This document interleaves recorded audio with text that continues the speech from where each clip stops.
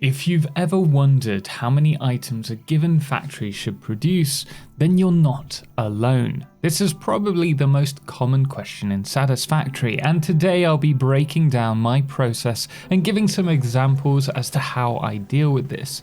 Now, this isn't a straightforward question as it does have many variables.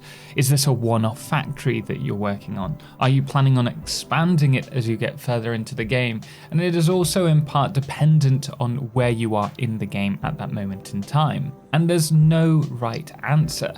There are also a few options available to you, and I will cover them briefly whilst covering my preferred method, which I feel is better as it follows the progression of the game. So let's dive into this, and if you do have any other budding questions like this that you want me to answer, then do let me know in the comments below. Now, first off, when I plan a factory, I start off with a particular end item in mind. Perhaps it's a computer factory or heavy modular frame factory, and my goal will be to produce that particular item for my storage. I'll then maximize the consumption of the resources surrounding the factory location and get a rough understanding of how many of said item this factory will be able to produce. Now, as these resources go to storage, providing I don't need a lot of this particular item for building, such as iron plates, iron rods, copper sheets, and concrete, all those that you use a lot for building, or any conveyor lines, so your steel beams, your encased industrial beams, providing it's not any of them, I will happily settle for just a handful of items. Perhaps it's just 2 or 3 items per minute, but because I spend hundreds of hours in game, it all adds up. I just need to make sure that I have a few industrial buffers for each given item, and it will refill before being needed again. But what if you then need computers for supercomputers or heavy modular frames for fused modular frames? For me, I don't split resources off from my storage line. This is a dedicated facility for that item. It means if we ever need resources to upgrade the hub, we can do immediately. So if it comes to needing computers for supercomputers, I'll plan a dedicated supercomputer factory, which will include its own computer production and so on and so forth. Now, this means that I don't have to build a massive computer factory so that I can send items to other facilities. You absolutely can do this, but I don't feel there's much point prior to unlocking all the alt recipes in the game or having access to the higher speed belts, because you're always going to need more for a product further down the line. So unless you've planned your late game factory from the get-go, there's really not much point to doing that. But there are other options available to you. So you can create factories that scale, so that as you unlock faster belts and better miners, you can add more modules to the facility, easily doubling up your production to be sent off elsewhere. This works particularly well for base items, but once you start combining multiple different items in manufacturers, it can become a little bit more complicated to organize. Another option is you can go down the route of using bus line factories like you would in Factorio, whereby you try and maximize a conveyor's throughput. So you fill it with just one item, and then you expand a particular line of resources as and when you need more of it, and that trickles down the line. So if you need more reinforced iron plates to fill a line, you'll then add more assemblers, and then you'll add more belts of screws and iron plates.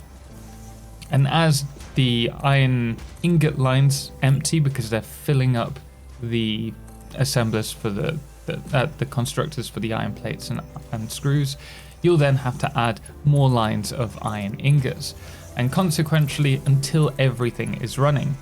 Now, this worries less about the production efficiency of a given factory, so arguably it would require less planning and thus make it easier for someone, once they've set up the initial system, to just add more. But personally, I've always felt that Satisfactory is fantastic at giving us the right tools for the right job at the right moment in time. So starting off, producing smaller dedicated factories. And as you gain access to better logistics and ways to scale up your factory, such as through the use of modular blueprints or pure recipes, you can then start to build large-scale smelting lines that scale up as you add more resources to the facility. These can then be distributed to other factories to produce said resource. That way you're less dependent on local resources and more dependent on better logistic lines, which is what we control. But don't worry, I will cover that in a future video, so make sure to subscribe for that. Now this then means that once you're reaching the later tiers of the game, we can easily go from large-scale refining and distributing to large-scale refining, followed by large-scale production of the basic resources, such as the iron plates, the rods, the reinforced iron plates, and so on, which can then be distributed to the late game factories because you already have a logistic network set up to provide for them. This is why you'll see creators like myself building smaller plastic and rubber facilities when we first unlock them, but then once we have access to the better recipes and logistics starting around Mark IV belts, we'll start maximizing plastic and rubber from a given facility and then distribute the resources elsewhere.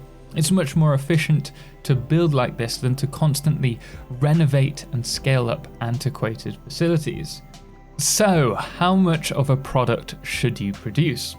Well, as mentioned, there's no right answer or specific amount, as it really comes down to your own playstyle, because you'll always need more and more resources, but the further into the game you get, the better the recipes and facilities you'll have access to maximize your production.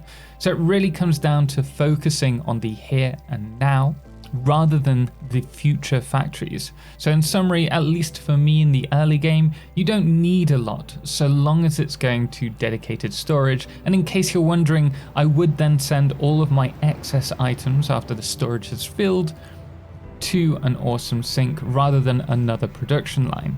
That way your factories aren't dependent on whether your storage is full, and you also have better control over your power as there'll be less fluctuations as factories turn on and off. Now in the mid game, you'll still be producing small amounts of late game items, but at this point you can start to focus on scaling smelting lines to support your mid game items, which require more base resources.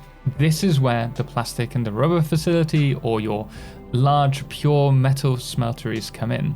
And then in the late game, you'll be able to scale your factories by desired amounts as you'll be maximizing your early game resources.